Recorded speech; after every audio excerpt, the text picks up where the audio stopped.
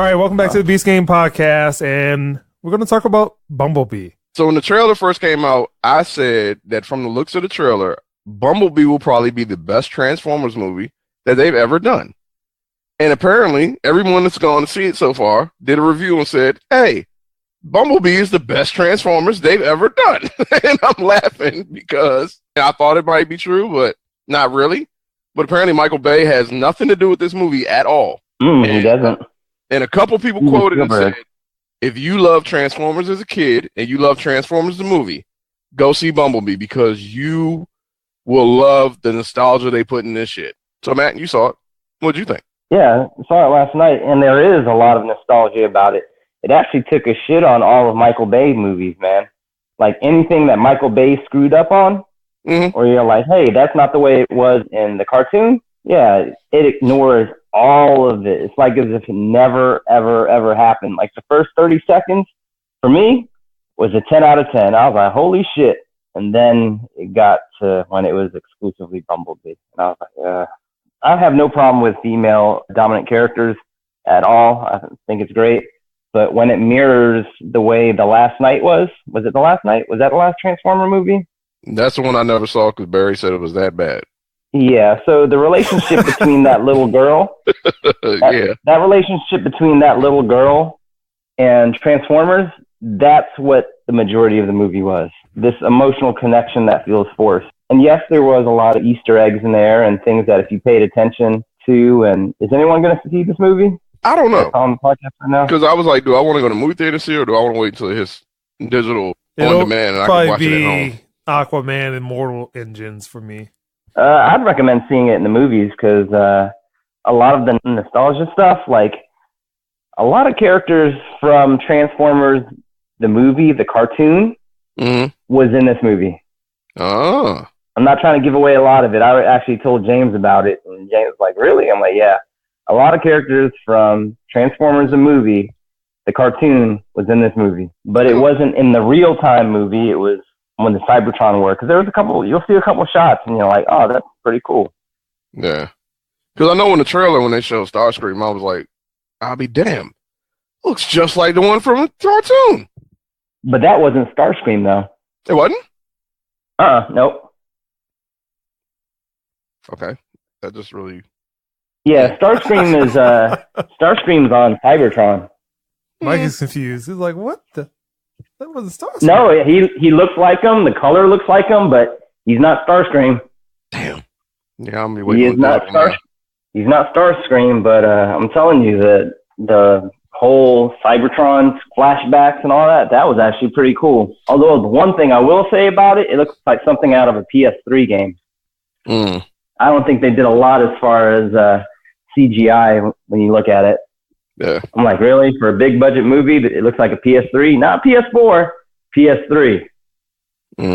But the one thing I will say, they got 100% right. Optimus Prime was a G. That's all I'm going to put it there. That's all that matters. That's the only thing. Remember the part on Transformers where in one of the Michael Bay movies, I forgot which one, where he was in the fourth? Yeah. He was fighting like 3 or 4 people or something like that. And that was the third one? And that was okay. Yeah, and that was okay. But this one, he was a G. You're like, yeah, he's not going to get whooped by anybody. And he didn't. He was fucking surrounded, and he still took everybody out. I was like, holy shit. And it wasn't like, hey, I'm just going to punch you in the face kind of deal. No, I'm going to rip your head off.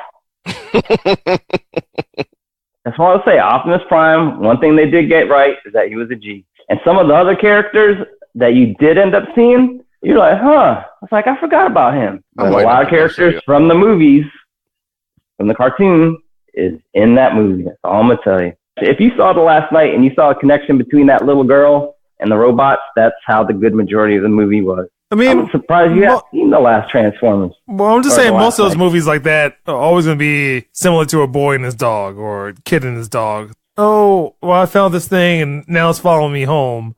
And then all of a sudden we bond and have a connection. That's why I didn't like it, man. I'm just like, stop forcing this girl's relationship with the robots on me. I get it.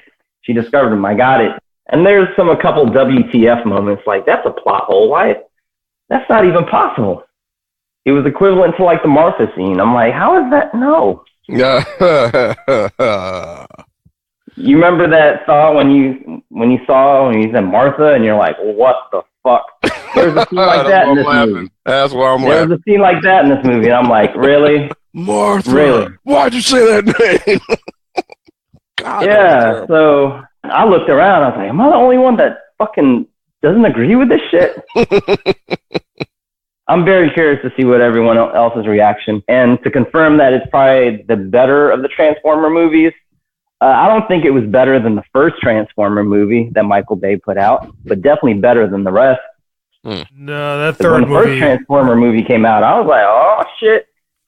I mean, everyone looked like aliens. Third movie, first movie are the only two good ones. What was the third one? Is that Dark Moon? Was that it? Yeah.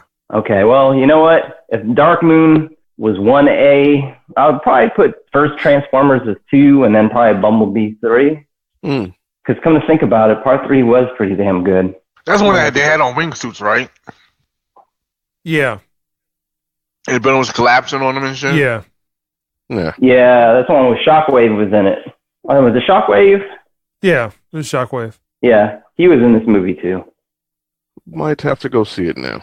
I can't do any more Transformers movies. After the last one ruined it for me. And the last one was terrible, Mike. You need to watch that shit. I want to hear your review. You gotta watch it. It went on a sliding scale. It was terrible, but I want you to see it because I want to hear this shit. Because as much as you know about Transformers and the nostalgia behind it and the history, oh, you got to see this shit. That Age of Extinction one, oh man, that movie was bad. That movie was so bad. And then, but check this out. Last night, you got Nazis, terrible. You got Germans, you got dinosaurs, King Arthur, the Round Table, King Arthur. Dude, the only thing that was missing was fucking ninjas. That's the only thing missing from this movie. Other than that, that shit covered every genre. So if there's any genre that you felt offended or was not part of history, it was just ninjas. That's the only thing that's missing. Other than that, it got everything you want in this movie. You want World War II? Got it. It's right there. You want Nazis? Got it. Dinosaurs? Got it. King Arthur? Got it. Right? You need to see it. They didn't come try to free the slaves? No, they didn't have that. Okay, I might have missed that part, but you know, I think I stopped watching it after the second one when they had Transformer balls, so that was it for me. on Devastator, on the falling and shit. Oversized vacuum. I could not get over that shit. Fucking oversized vacuum. That's the best shit you can come up with. Devastator, the G man. Supposedly he was one of the strongest combiners. That's why he lasted as long as he did.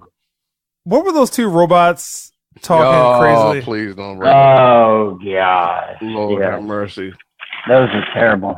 I know. Michael Bay wanted to sell toys to kids. I forgot they were supposed to be based off of two rappers too, and I forgot who the hell he said. Are you serious? Yeah, like it was like a blatant statement where you were like, "Really? You seriously did this on purpose?" They were supposed to talk like that. The hood robots. Yeah. That's essentially what they were. Yeah. Straight hood fucking G robots. That's what they were. It's like, what in the hell? But Matt, what score would you give Bumblebee? Bumblebee? I'd give it 5.5. How is that better than that? I don't understand. You just got finished saying Dark of the Moon was 1A. I'm like, I don't understand. No, it's a third. But how is it a 5.5? That's not even possible. It's not possible. What do you mean it's not possible? I didn't think highly of the other movies. Apparently not. Dark of the Moon 1, the original 2, and then this one 3. Dark of the Moon to me is like an 8. I ain't gonna lie, I thought it was gonna be a higher score too. I was like, really? The first one for Bumblebee? The first one is like a 7.5. I can watch that movie over and over. It's not the best movie, but I can watch it. Yeah, so that's my number 2. I'm not expecting a 5. That's all I'm saying. Good? I don't think 5 is that good. Well, a 5 is a passing. What'd you give it? You gave it a 5.5. I mean, a 5 is a suitable score for a movie that has flaws, but is watchable. Yeah, it's watchable. But you don't compare it to the first movie, the third movie. No, I said that the third movie is probably the best one. The first one is the second, and then this is probably the third best. I understand that. The rest of them are garbage. But as Mike said, I just was expecting a higher score than that. No, I didn't really think. I really did not think highly of the other movies, of the other Transformer movies. I see that. I definitely did not think highly of the other movies at all. I want to see what you guys think when you see it. After watching the last stupid movie, having these forced interaction with characters, I don't like it. That last movie just did not make any sense. Yeah, I didn't fucking get that shit. I don't know. I can't take any more Transformer movies. I'm telling you, I want someone to watch it and give their 2 cents on this. I just can't take any more Transformer movies. That last one ruined it for me. Oh, it's better than that one. It's better than Age of Extinction. I don't know. Better than at this point, a 5.5 is not good enough for me to go. But this isn't saying much about the other movies. What the? I don't need Keith to see it.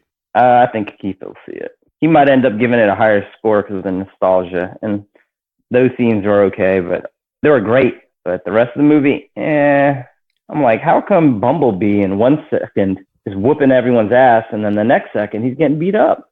And then close to half energy, after getting revived, all of a sudden he has the power to whoop everyone's ass. Does he at least speak in this movie?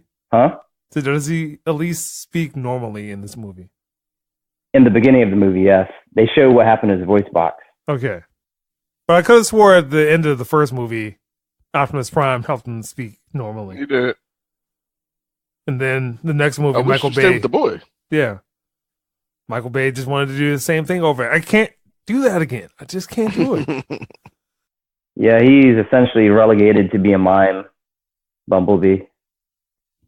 And it's not until like the last quarter of the movie he starts using the radio. They just want to start playing some 80s songs at the end of the movie. I assume that's probably what's going to happen, right? Yeah, there's a lot of 80s songs. Although, actually, one of the Easter eggs was You Got the Touch. I was like, oh, shit. And then they started going back to... Still not enough. Still not enough. All right, Matt, give us a 5.5. I don't understand it, but Beast Game Podcast, everybody. I'm telling you, the other movies are garbage. They were terrible.